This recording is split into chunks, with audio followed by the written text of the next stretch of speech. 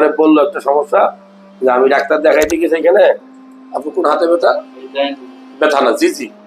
জিজি মানে ডাক্তারে, এখানকার ডাক্তাররা বুঝাইতে পারে না যে জিজি কি। ওই ডাক্তারের কাছে গেলে বলে ব্যথার ওষুধ দেয় নাকি। তো আমার দৌড়ছে কয় স্যার আমার কিছু ওষুধ লিখে দিয়ে যান। পরে আমি জিজ্ঞাসা করলাম সমস্যাটা কি, বললো যে আমার এরকম জিজি করে, কিন্তু আমি ডাক্তারের কাছে যখন যাই মালদ্বীপের ভাষা, ওই ডাক্তার আমি বাংলায় বুঝাইতে পারি না আমার এটা জিজি করে।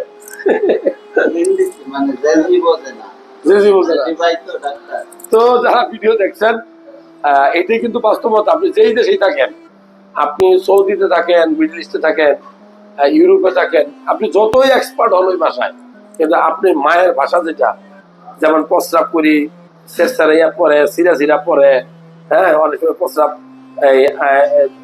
আটকে রাখতে পারি না।